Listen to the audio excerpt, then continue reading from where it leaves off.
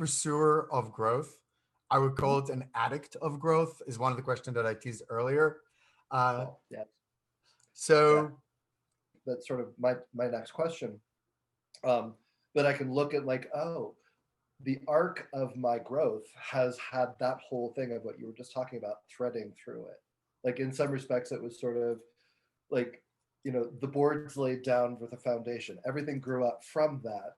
And as the foundation got stronger and firmer, more growth was able to happen. But of understanding grief and apology and responsibility and both what I will reframe as mature selfishness as opposed to immature selfishness. touche, touche. Um, and When I talk and of selfishness, I talk about mature, yes, humane, yes, empathic yeah, selfishness. I'm not yeah. talking about the version that will sit or stand on a mount of either corpse or wounds in order to achieve some perceived height, As but long in as I get reality, mine, I they're don't care. drowning. Yeah, Yeah. exactly. As long as I get mine, I don't care about you. Versus, I am okay. So what can I do to help?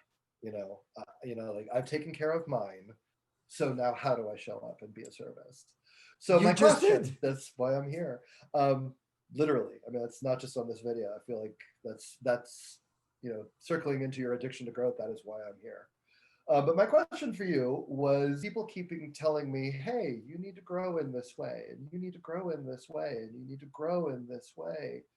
And I realized that there was this presupposition that I knew I needed to grow in this way, and I just simply wasn't doing it. Mm. And what was missing was okay, great, I need to grow in this way. How?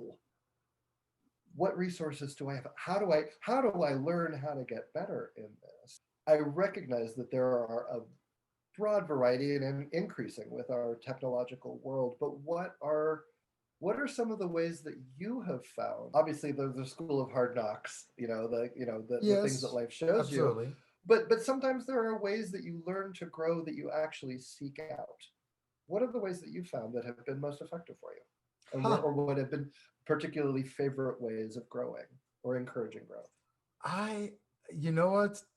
It's such a big question because in Mm-hmm. many ways, the thing you described, this Ouroboros worth of self intention, and once you get that initial seed sown, it's almost inevitable that you'll meet the requirements, moments, kismet, serendipity. Mm-hmm. I call them brushstrokes because painter and brush, and my whole do not ignore the painter for the presence of the brush. I can't say that I seek them out consciously, and if I am Okay. to have my own mea culpa, both reflection and understanding, I don't think I cognitively frontal lobe go and seek out either Mm-hmm. tools nor moments. But I do know that if I am to take the eye of the storm of every storm within my life, unfortunately, the common denominator is me.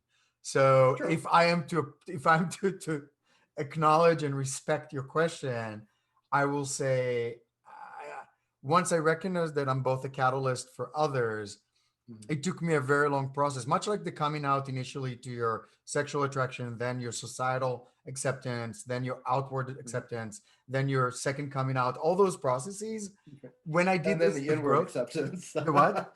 And then the inward acceptance, The which is very also final last one. place. The very, Exactly. very Yeah, final yeah, one, yeah, yeah, which yeah. happens to be the calmest and most profoundly grounded.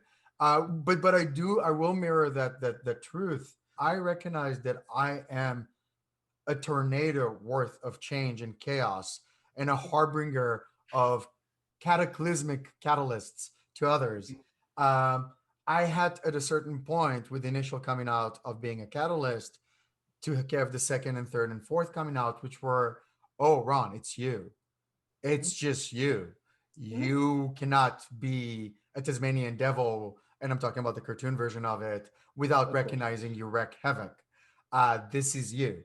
Right. But by wreaking havoc, I'm using the same kind of tone and tonality and intention that I did with the word selfish. And what I mean by that Mhm. is the more empathic, the trying to be more empathic, the trying to Mhm. be more aware, the trying to include other perspective, into what I see now, much like you're saying, your life's work, I see as mine, and I'm an agent of change. And it's funny because only until about a decade ago and a little less than that did I realize that an agent of change is not enough. An agent for betterment is where I want to be, which relates to your mission as well. So to that's if that answers your question, great. Well, I mean, I think that answers the question in terms of sort of the why. What you described as sort of the why do you grow? My own answer to this question is both intertwined. It's like, oh, well, yes, I had that friend. And in that moment, they introduced me to this perfect book Okay. that was like, oh, here's a perspective. And then this friend or this moment or scrolling through the internet, but I happened to land on that particular YouTube video that really, Huh. I so don't have so a in terms of specific tool, but I want to speak to some truth, and please take it and run with it if you will. mhm, Um, I am in constant argument with this reality.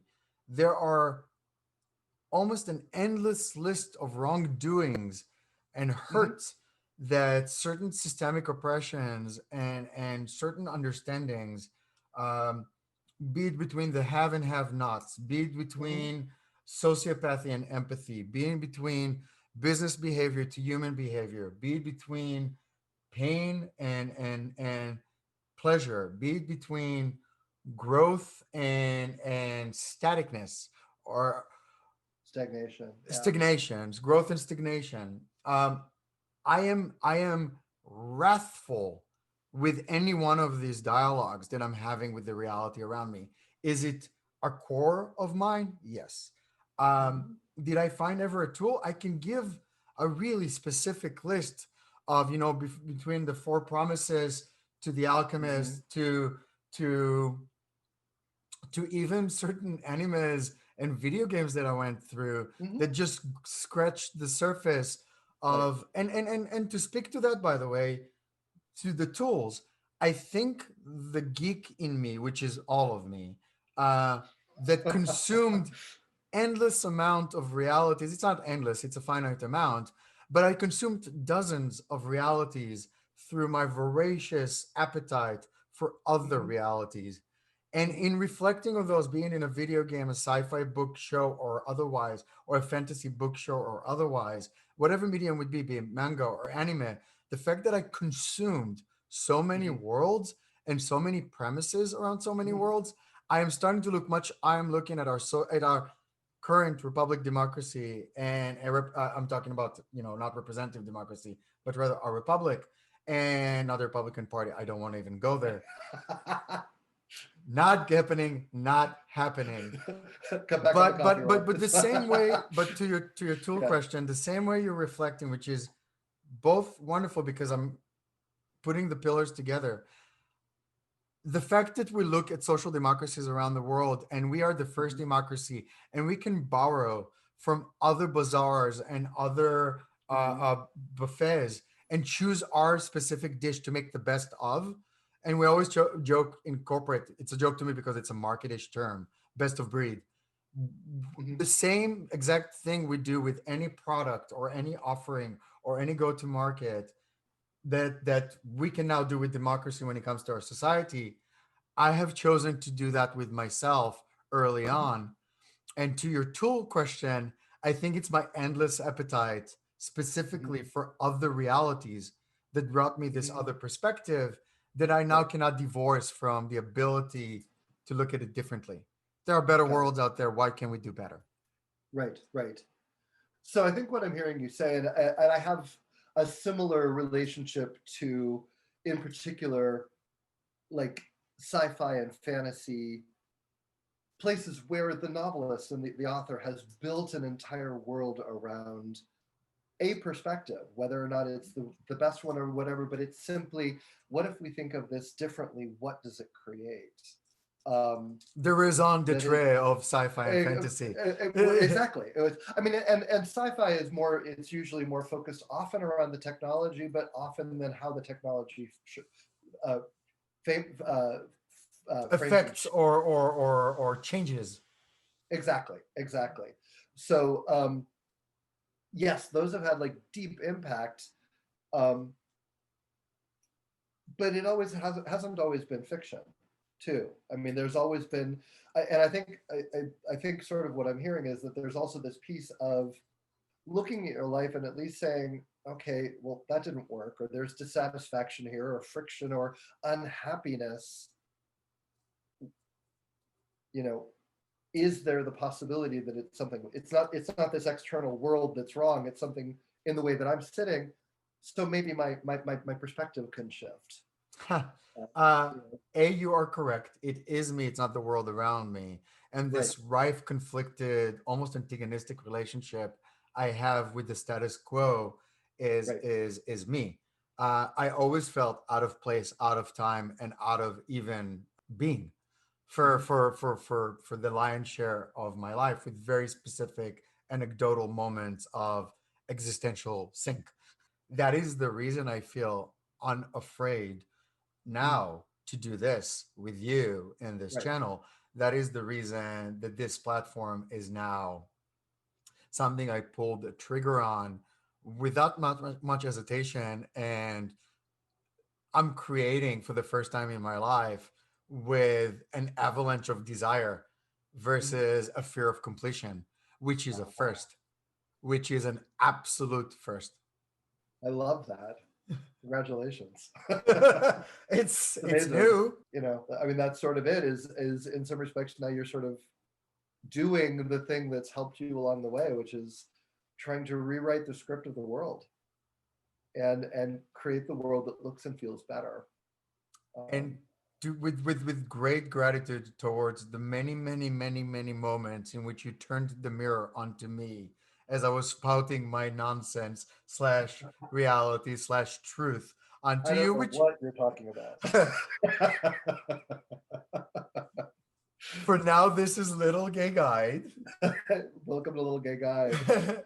Like, subscribe, and all that jazz. But before that, the person in front of me is an amazing bodywork, grief counselor, and a myriad of remarkable things that I consider both humane and spectacular.